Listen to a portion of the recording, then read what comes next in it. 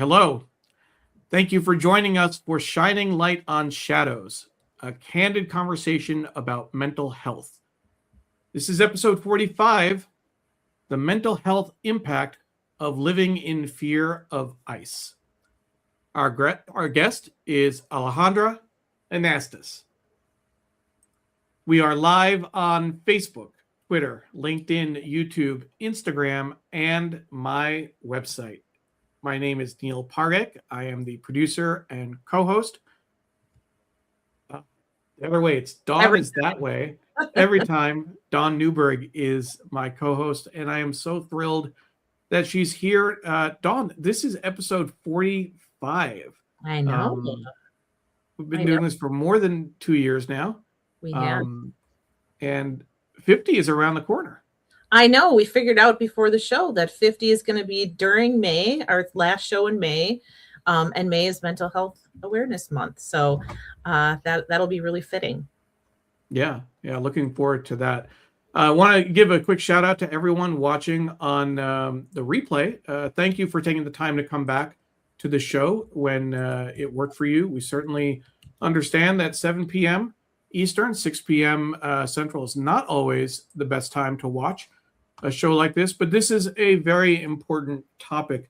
We're going to be focusing on the impact, the toll that immigration enforcement has had on communities, particularly with everything going on with ICE over the last few months. It's been in the news. It's been even more pronounced. But this is something that people have dealt with for years. This idea of being afraid, of living in fear, of frankly, of being deported. So we are going to tackle that, and have our guest is going to share her experience with that. Before we do that, I do want to give a quick shout out to Digimentors. Digimentors is the social media and digital consulting firm that I work with, and I'm always grateful that they offer pro bono support to produce this show. And several of my colleagues will always help in sharing and promoting the show and watching and commenting during the show. So I always appreciate that. And Dawn, I also want to take a moment just to reflect a little bit on the last few episodes, because I feel like we've had a run of some really great guests, some really great topics, starting with Dr. Michael Kane, February 12th.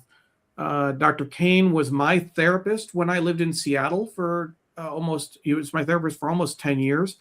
And I still can't get over the idea that I introduced my therapist to this community, because as you know, Dawn, for a long time, I couldn't even say the words that I saw a therapist, much less engage with him in public. Yeah, that was a really great show with a lot of good participation. We love when people participate. Love, love, love it. Absolutely. And then last week, we had Walter Grayson on, and he talked about the impact that AI is having on mental health, and really posited the question, is using AI making people more impatient, selfish, and violent? And we had a great conversation around that last week as well. For folks who may be joining us for the first time, we started the show about 2 years ago now with the idea of reducing the stigma around mental health. I think Dawn wants to change the world. I don't know that, I have change the world. The capacity to change the whole world, but at least within our sphere of influence, we want to try and have that impact. And we share this show with our friends and colleagues, and hopefully it makes a difference, and people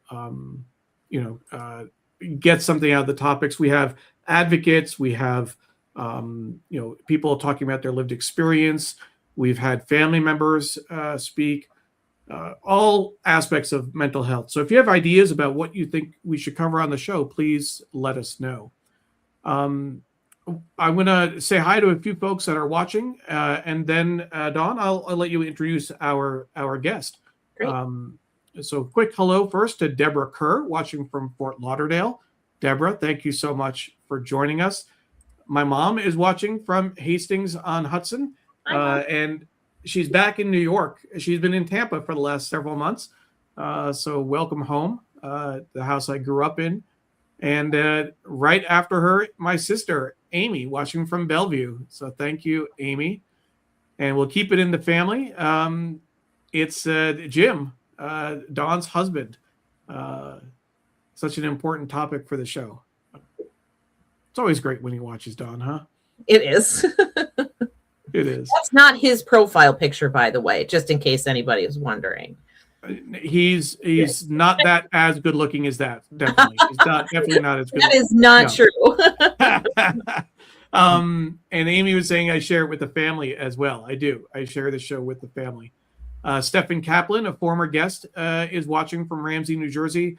Stephen, thank you so much for joining us. And Stephen was one of the people I was mentioning earlier, a colleague from Digimentors who always watches the show, always promotes it.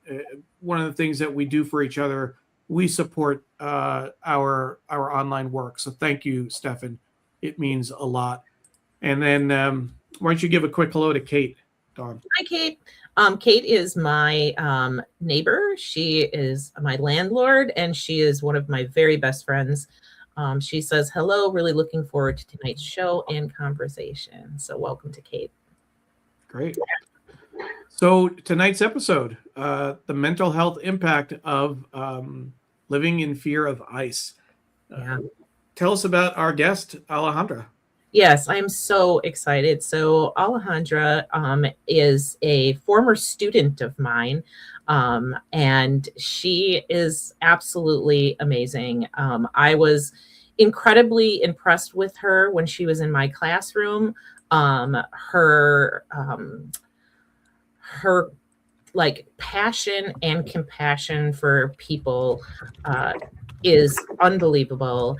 And she talks about this topic so incredibly eloquently and well. And I just am so excited to listen to her talk because she is absolutely amazing. So if you want to bring up her card and tell us what her blog was about, that'd be great. Yeah, absolutely. So she wrote a blog post for the show. We haven't had blog posts in a while, so it's really nice to have that aspect. She wrote a piece. I thought it was really well written. What it means to live with fear that never fully leaves you.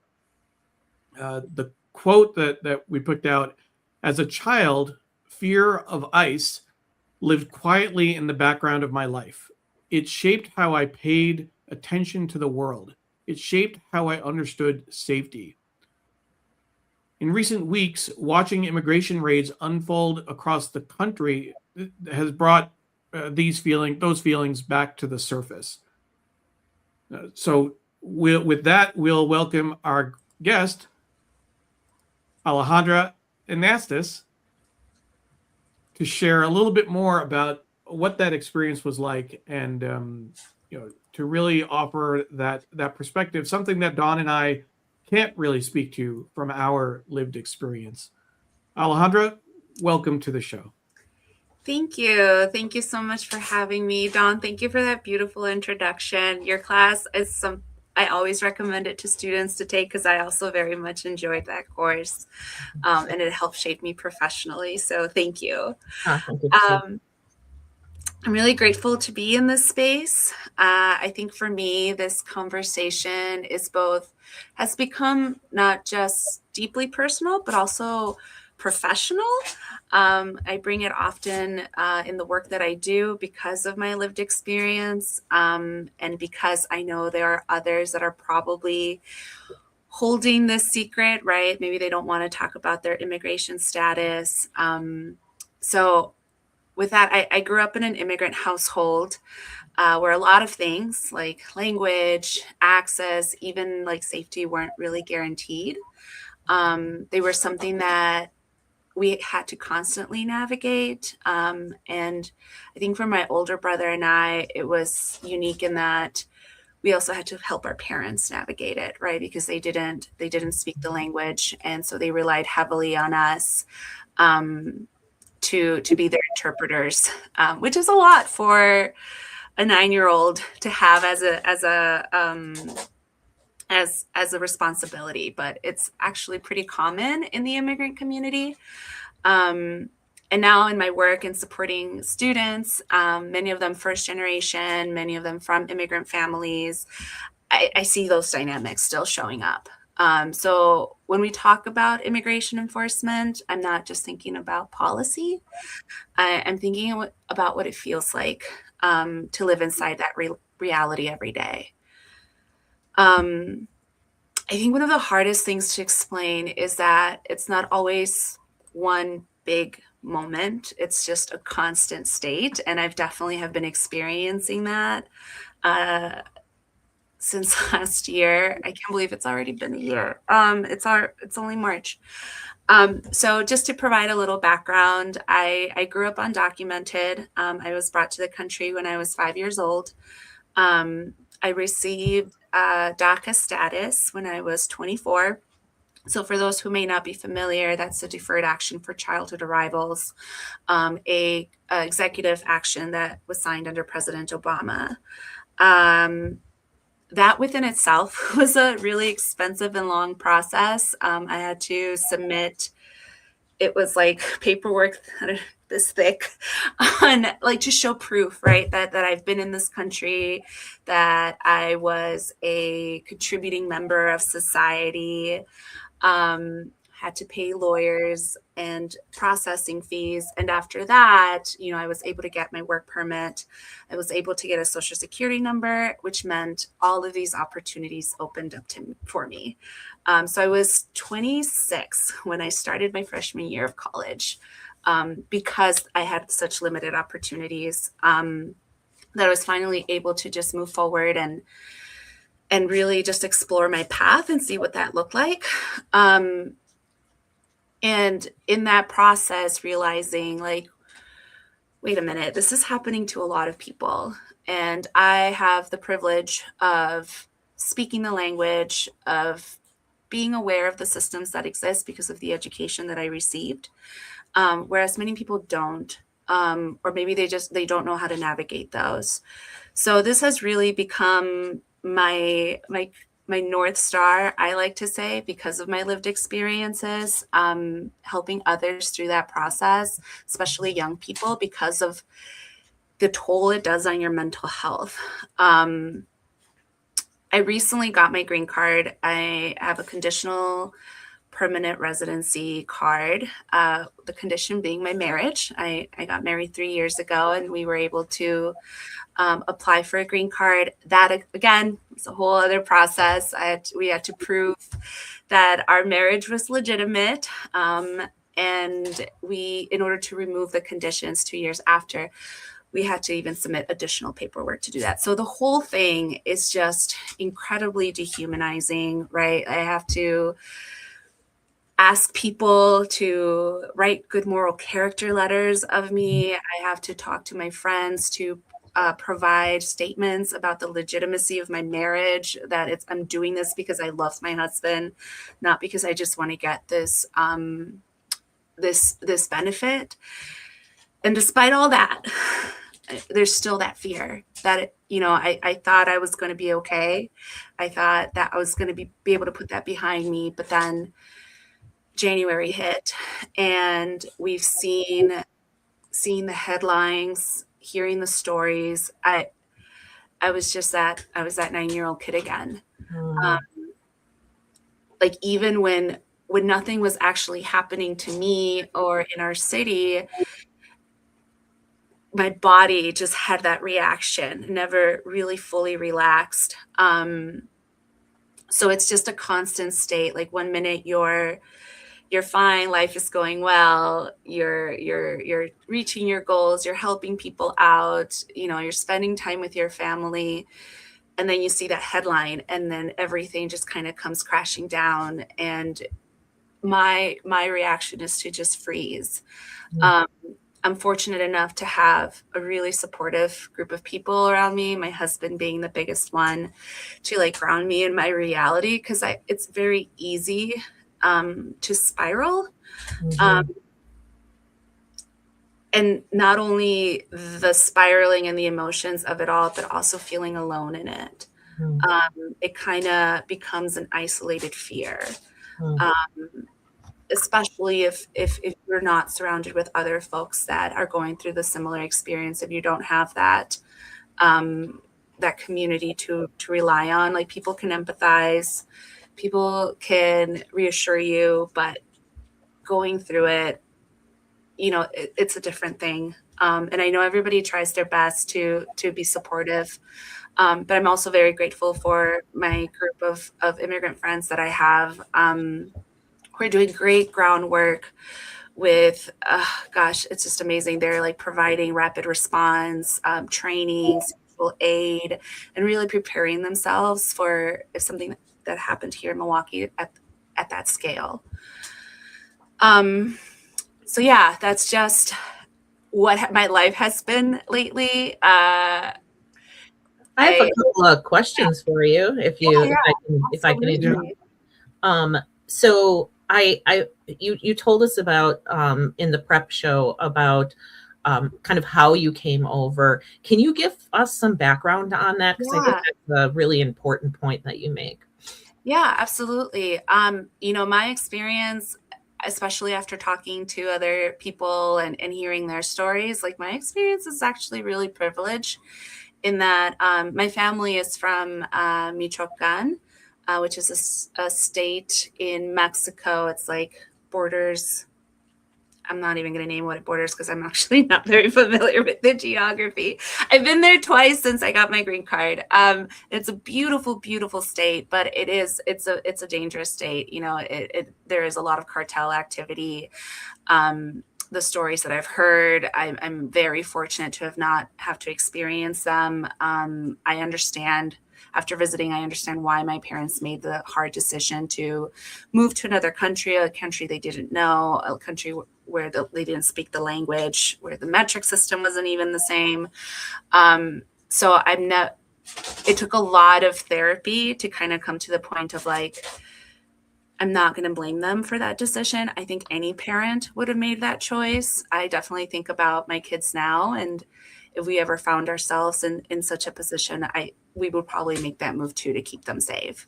But we came over in a vehicle. We came with my aunt, my brother and I. They put me to sleep. My parents crossed a different way. They did the I don't want to say the more traditional path, but what you hear more often, with the coyote, crossing the border, crossing the desert. We didn't have to do that. We were given Tylenol to fall asleep. Crossing the border, I don't even remember it. All I remember, I was 5 years old. I woke up in California with people that I didn't know. They were my family, but I didn't know them. They were my father's family. And I was separated from my parents for 2 weeks. And that, I have a distinct memory of just crying constantly. And even my uncle telling me, like, don't cry, like, your beautiful face, don't cry. We want to see you smile. And them just trying their best to cheer us up. My aunt even took us to Burger King to try that out. But yeah, it was traumatic. It was, and it's something that I definitely deal with now as well. Like the fear of separation is really real. The fear of, especially when I see these stories of children being separated from their families, of even just spouses being separated, like the idea of being separated from my husband and my household. I try not to dig into that hole, but I know that it is a reality for us. It's something that we have prepared for in case it does happen, even though we thought that I was safe. And are you, you said in the prep call that you have to go to court soon, right? Yes. Yeah. Can you talk a little bit about that? Absolutely. So when we filed for my green card originally, I didn't have an interview, and I think there was many reasons for that. One, they were understaffed, and then two, because I had that history with DACA for so many years, maybe they just didn't seem like it was necessary to do an interview. So I was able to get my green card by just submitting my packet of proof. And no interview. So that was great. Now that I've applied to remove those conditions, there is a chance that I will have to go in for an interview. It's really hard to know. I haven't received any communication regarding that, but my case is active. So that means they have my information. They know where I work. They know where I live. That's actually something I don't think people realize. So when you're filing for an immigration benefit, you have to let immigration know when you move, as soon as you move. If you don't, that is a violation, and that could be reason enough to deport you. So if you just forget, or maybe you didn't submit it, they could easily use that as an excuse to report you because you violated the agreement. So yeah, they've always known where I live. And yeah, right now we're just waiting. I have 42 months with my extension. Crossing my fingers I won't have to do an interview. Hoping that what we submitted was enough to show that our marriage is legitimate. But still preparing for what could be the worst, right? Because we've also heard stories of folks being detained at immigration centers when they're showing up when they're doing what they need to be doing, and just preparing in that worst case scenario too. Alejandra, I'm curious. First of all, thank you for sharing your story with us. It's, I think that it can be challenging for people to speak so openly about something that could draw attention to themselves and could put them in, as you said, on their radar, on ICE's radar. You've obviously, this has become something that you've become an advocate for and that you're active around. So I think that's great. Were you, when you came here, have you been in the Milwaukee area the whole time, or did you live elsewhere before? Yeah, so we lived in California for 2 years. That's where my father's family lives. And that's where I learned English. I learned English watching Clueless over and over again. I still think I have some of that accent of the California Valley girl. But yeah, my parents were they were migrant workers, right? They worked on the farms, they worked on the fields, picking grapes, and it got dangerous. I mean, at that time, ICE didn't exist as an organization like it does now, but INS did, right? They were still functioning in that way, and they were doing raids. And so we came to Milwaukee when I was 7, where my mom's extended family lives, and we just felt that it was safer, and it has been. So I've considered Milwaukee my home. I've considered Wisconsin my home state, and it's where I've made all of these wonderful relationships, and it's where I've decided to, because of my experience, it's why I'm such an advocate for it, because I remember graduating from high school in 2006 and just being completely devastated. I had no options. All of my dreams of going to college, working in education were essentially over. I managed to make it through because I don't know. I like to say my grandmother's prayers are still protecting me, but I've just had wonderful people come into my path that have offered me great opportunities to survive.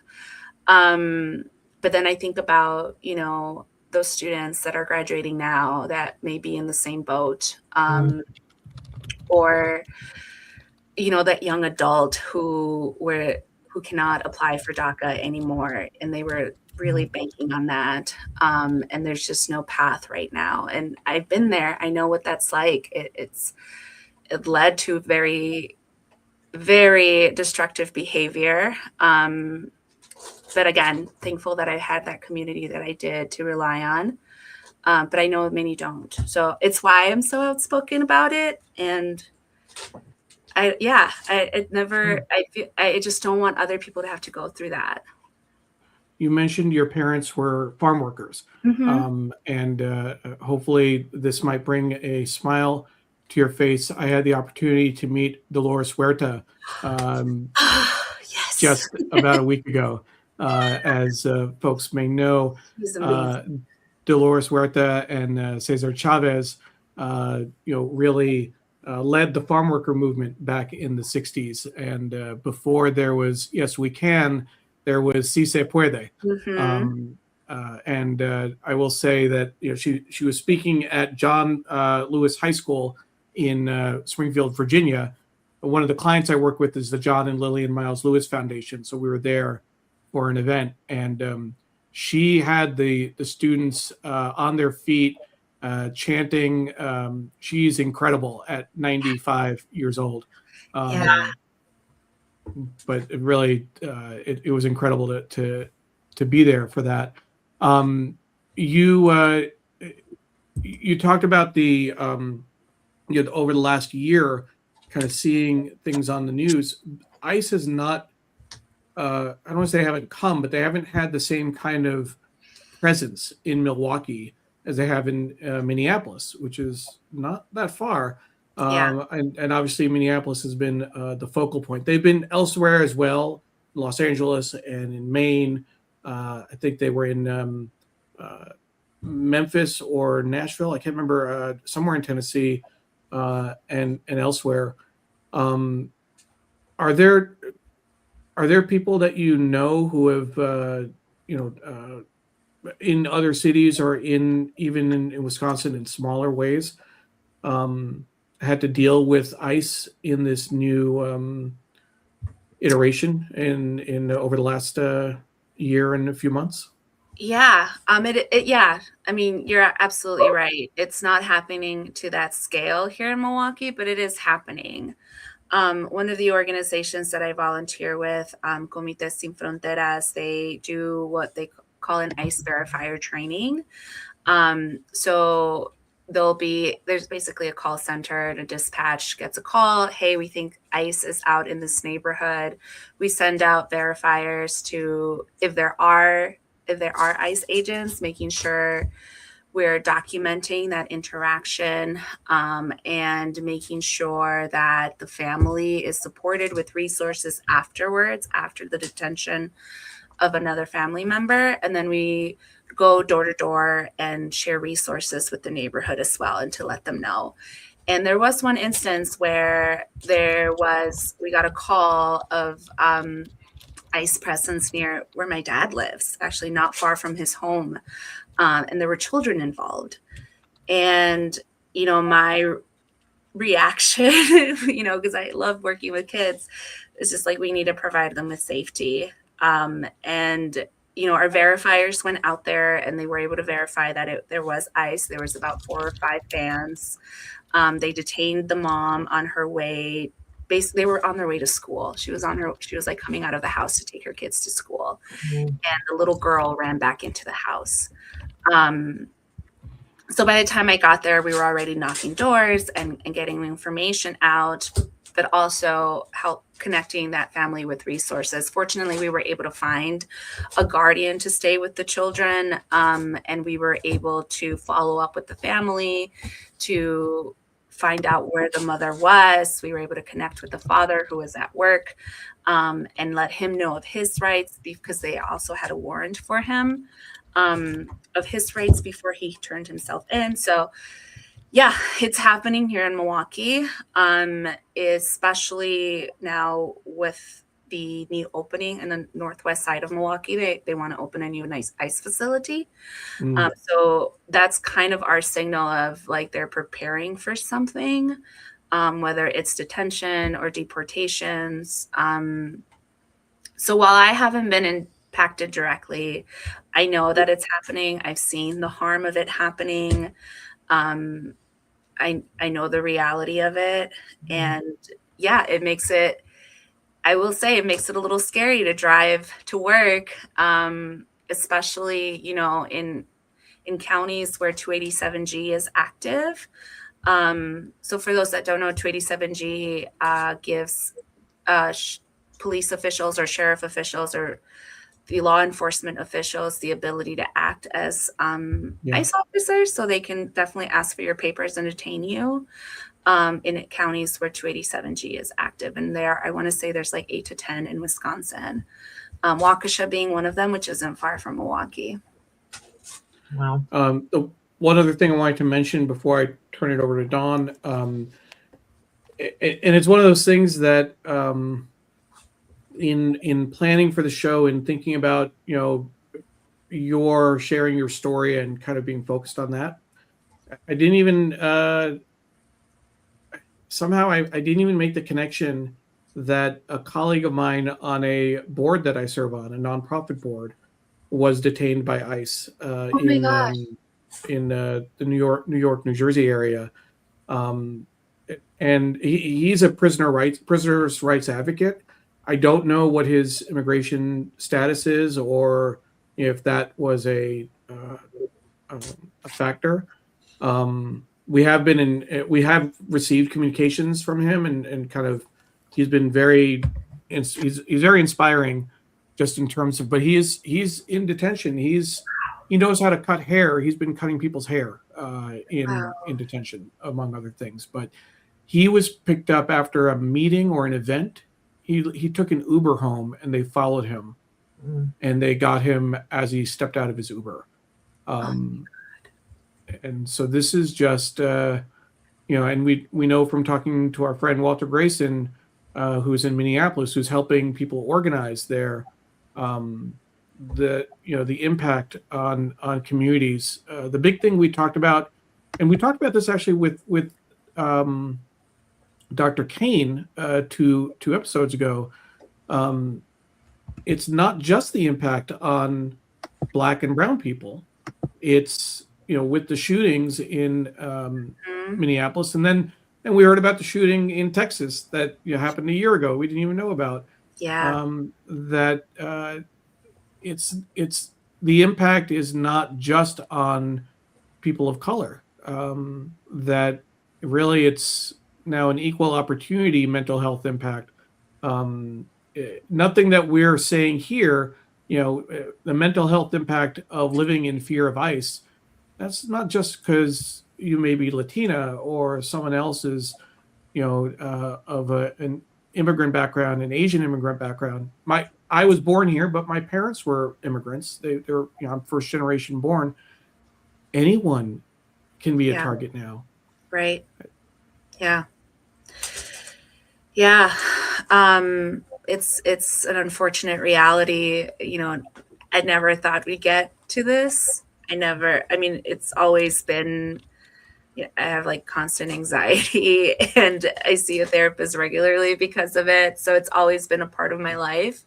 But to your point of it expanding past the immigrant community, past the community of people of color. And yeah, I think it's just, how do we keep each other safe? And that's really, I think, the best way to approach it.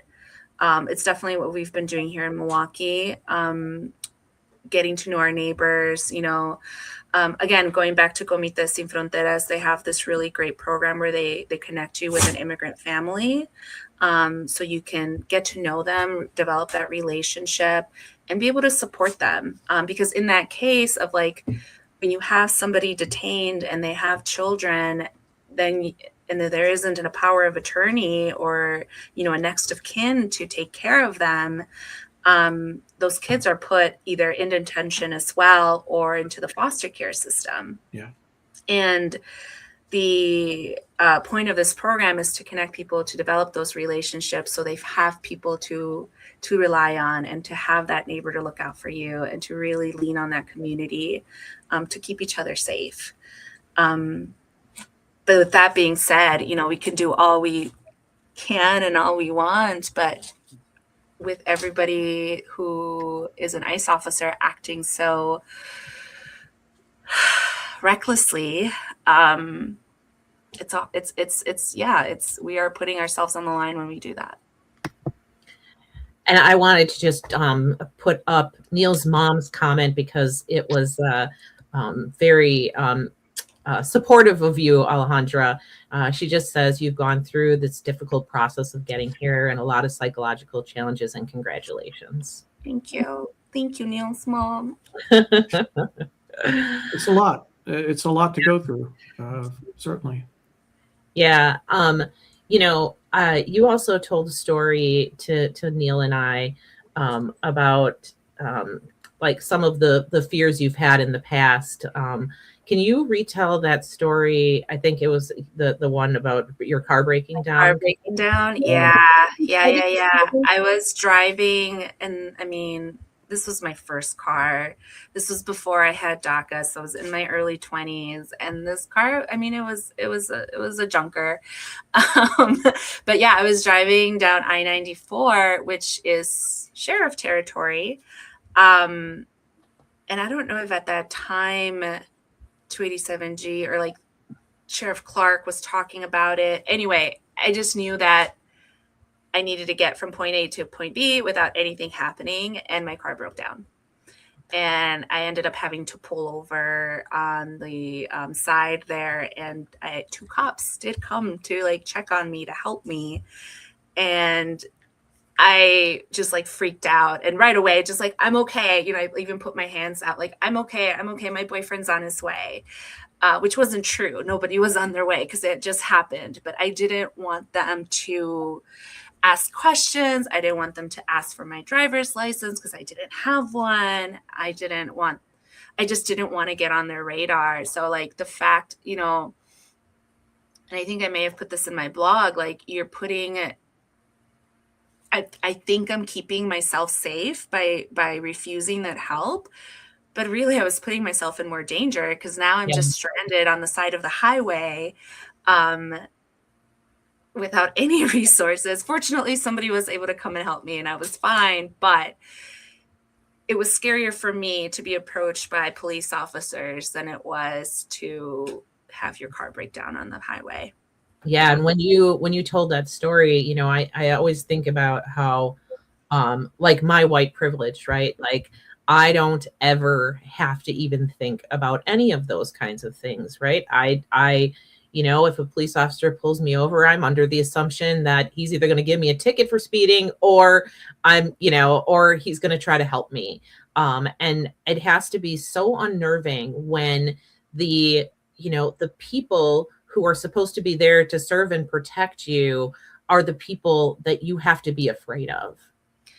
Yeah. And that's something that's ingrained in immigrant households from like since I was little, right? That was if somebody knocked on the door, you didn't answer it, especially if it was a cop. You know, I would literally get down on the floor so they wouldn't see any shapes in the house. Because that was the reality, right? If we let them in, they're going to ask questions, and then we're all in danger. And that's just always been my response.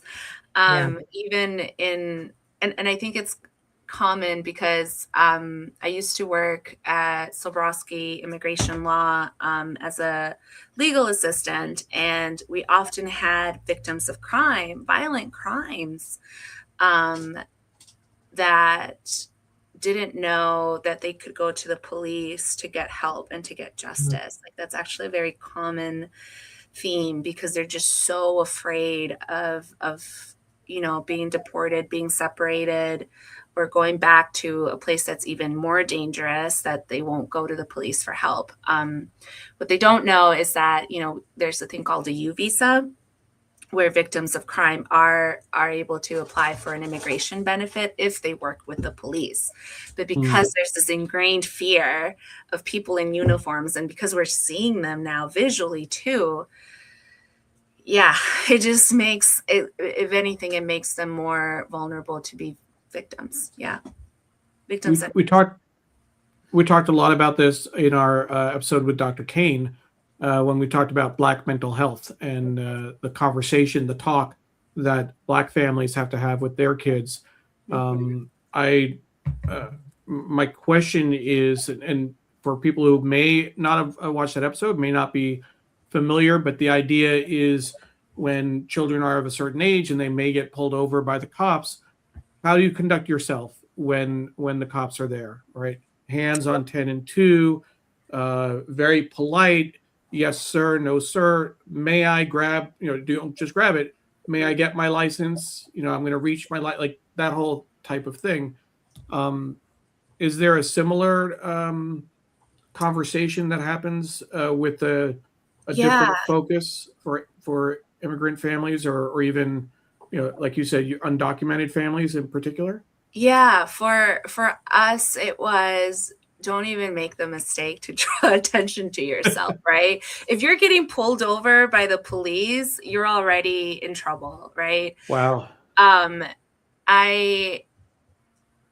It was just that, right? And then I know my mom often worried because once I did become very outspoken about my status, she's like, oh no, they're going to target you. They're going to target us.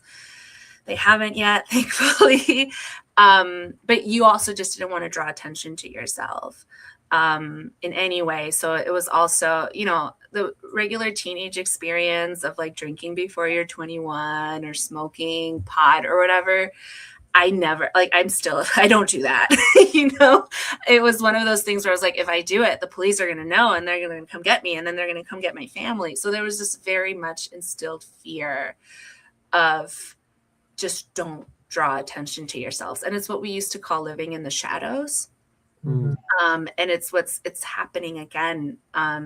Folks are starting to pull back, are starting to go back into the shadows because of what we're seeing on the news, because of what's happening. And I've lived it and I don't want to go back. It wasn't fun. I became, I started abusing alcohol. Like I became an alcoholic.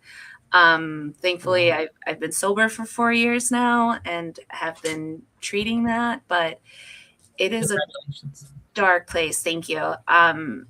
And it's yeah, I feel like people don't realize like the impact that it can have on not just families, on young people. They pick up that fear, even if it's not explicitly talked about, even if it's just parents whispering in the background. You'll see kids picking up on that fear, taking on those early responsibilities.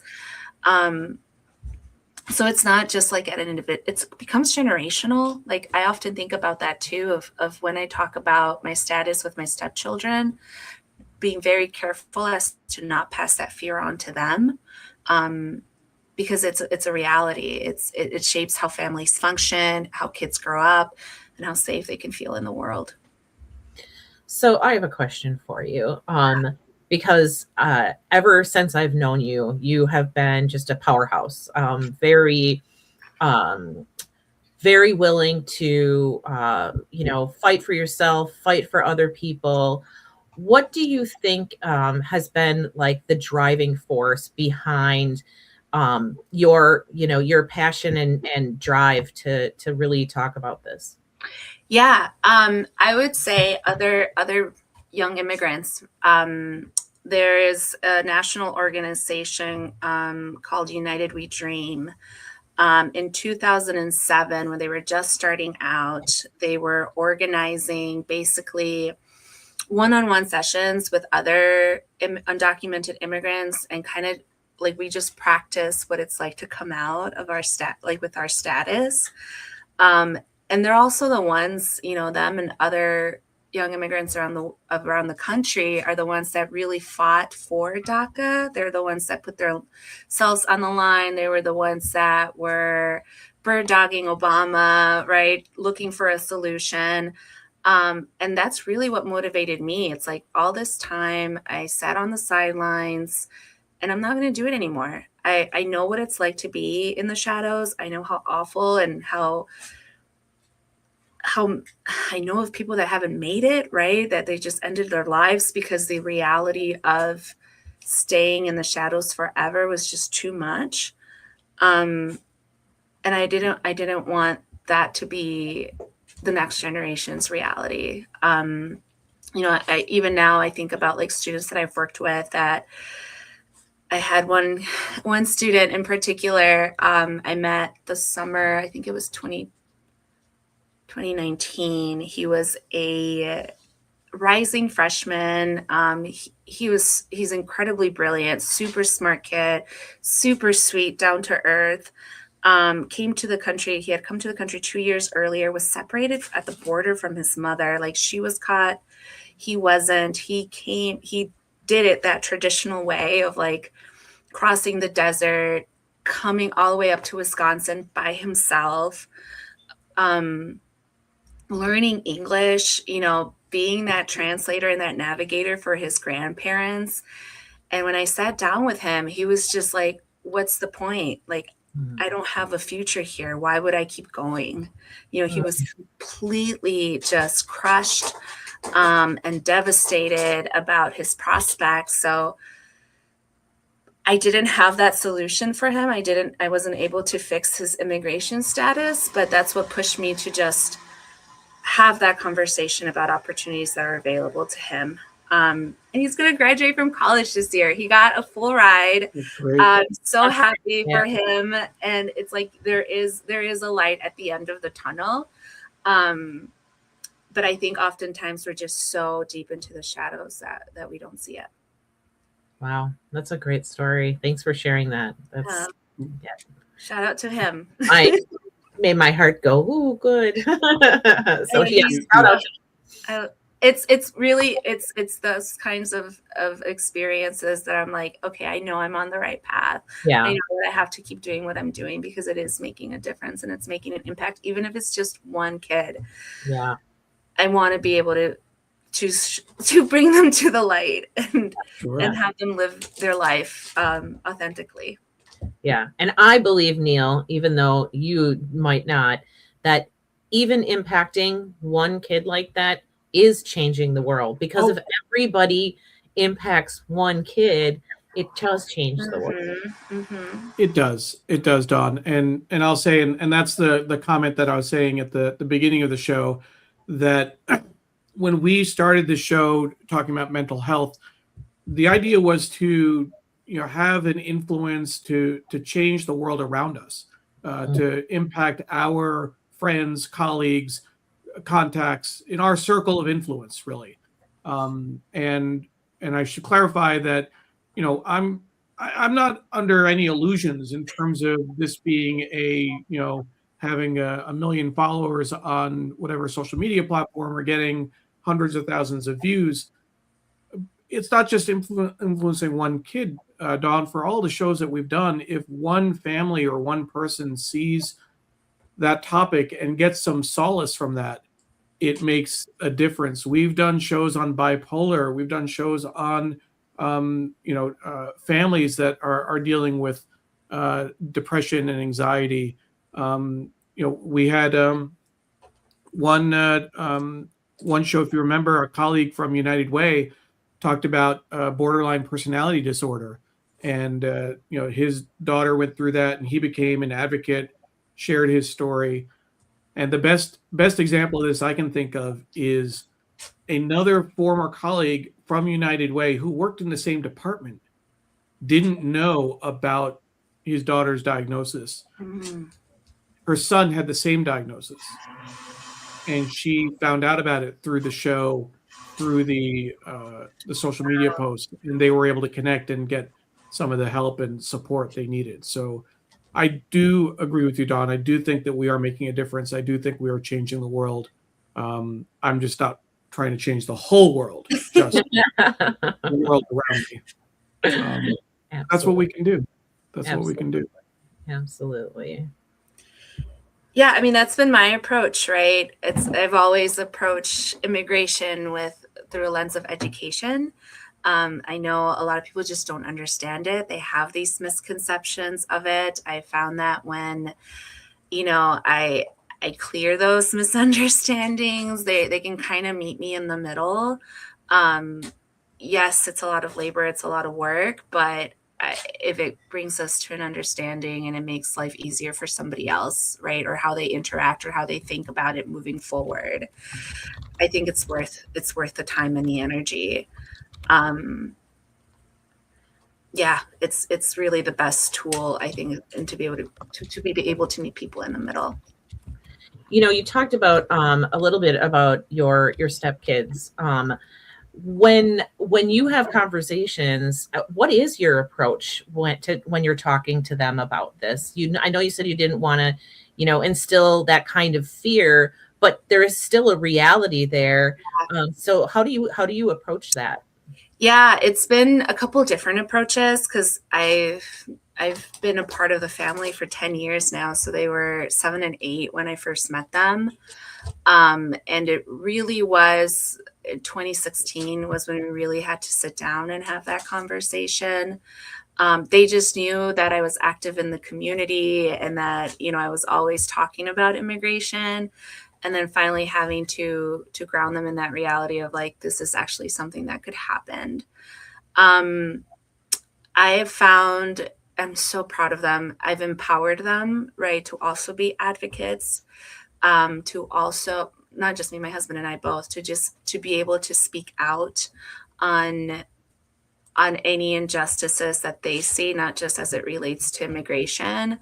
And they both have been. They both have, have gone to trainings, have gone to marches, have joined organizations to develop their learning as well. Like they know their rights.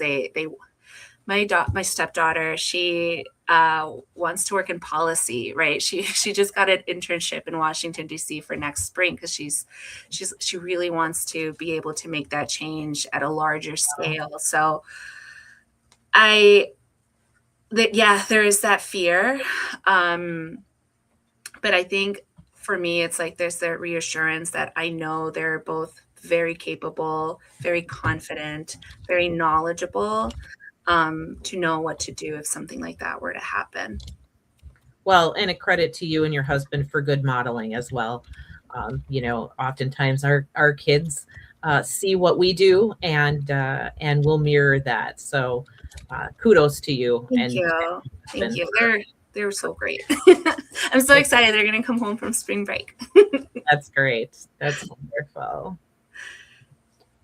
Yeah, that's the other thing is like finding joy. Like I saw somebody post something about like joy isn't a radical act right now. And it really is. So finding joy in the little things, whether it's family visits, community potlucks. I still very much encourage people like, yes, things are scary right now, but we can't let that fear control us. Find a way to be able to feel that joy and to be able to feel that peace. Doing something like this, it's safe. I'm virtual. I'm in my home. This gives me joy. So I definitely jumped at the chance to do that, but that looks differently for other people. But something I definitely, just keeping that in your life makes a huge difference.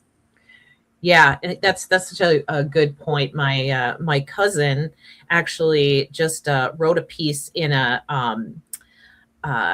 book. Oh, what is that? Soup for Your Soul. This I'm not getting the title, but Chicken soup, chicken noodles or something. Yeah, chicken soup for your soul. He did a whole blog, and what the blog was about, or what the piece was about, was doing something that makes you feel joy every single day. Mm-hmm. Like it can be something really, really little or something really, really big. But just making sure, and if you're a list person, like put it on your to-do list so that you don't forget to do it, so that you can check it off.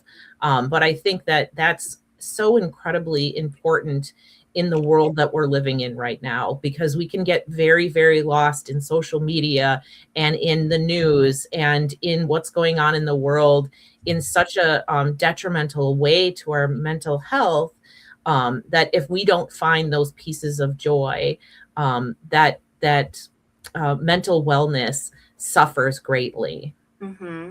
Mm-hmm. Yeah, no, to your point about that's what I do. I have to put it on my calendar. But it works, right? It's it keeps me, because I know what I'm like when I'm depressed, and when I'm, feeling extremely anxious, I freeze, and I'm not any use to anybody. Yeah. So yeah, it's like flossing your teeth. You just got to do it. Yep. Don, we have a few comments that maybe you can put up and share with our audience. Sure. Let me. So Neil's mom again is saying that she really appreciates your frankness and expressing your feelings. Easy, bravo. And also great work of helping other people. Kate added, thank you, Alejandra. Your story and perseverance is a gift to our community. And she's from Milwaukee, so she appreciates you. And then there's Neil, who said, Alejandra, I live just outside Washington, D.C. If your daughter needs any support here, just let him know. Thank you, Neil. Some guy named Neil is watching. So Neil is also watching. Neil Good from to Washington. know. Yeah, she'll be there next Right. spring. So thank you for that. If you don't know anyone here, if you don't have any family, feel free to, whatever we can do to help. Appreciate that. Thank you. If only so she has a phone number, or someone to text if anything happens. So you have that comfort that she has someone she can reach out to. Thank you. For sure. We all need that. Neil, do you want to talk about our next show? Yeah, absolutely. So we'll put up the card for that. Our next guest rather, is Rania Sabri. She is someone that I first met more than 20 years ago when I lived and worked in Egypt. When I worked on a USAID project. She has moved to the U.S. She's actually here in Washington, in the Washington, D.C. area. She's going to be talking about complex trauma, motherhood, and the empty nest, kind of what women face when their kids are ready to leave home. So, Dawn, I think that you're the best person to say a little bit more about what we'll cover on March 19th. You're in a similar situation as Rania, right? Yes, absolutely.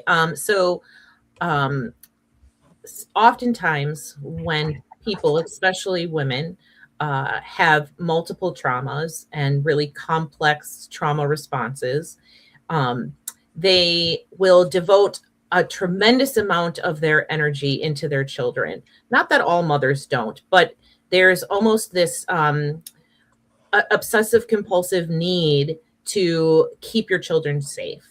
And so they get very, very involved in their children's lives, and they do that over the course of their children's 18 years that their children are living with them. And then when those children leave, there's this identity crisis that happens because they don't need you in the same way that they needed you previously. And so you have to refocus your energy on figuring out who you are. And I'm sure that this happens for most parents, but when you experience complex trauma, it exacerbates those mental health issues that you deal with quite extensively. And so we'll be tackling kind of what that's like and how to learn how to take care of yourself and focus on your own needs for a while. I think that'll be another great episode. We're looking forward to that conversation. I'm looking forward to having Rania on the show. I reconnected with her recently here in the DC area. And Dawn, I want to say that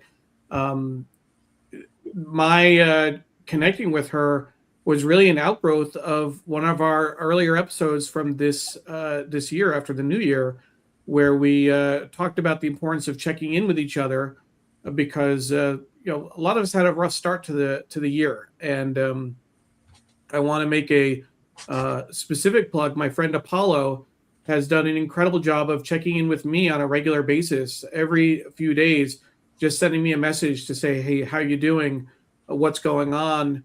Thank you for the work that you're doing.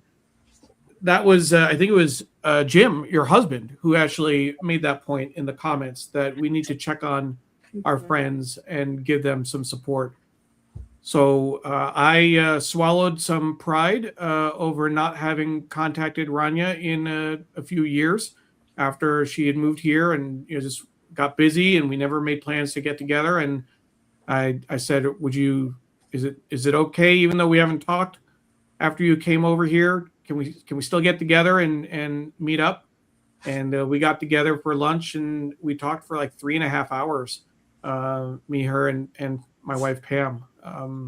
So I'm looking forward to hearing more from her on our next show.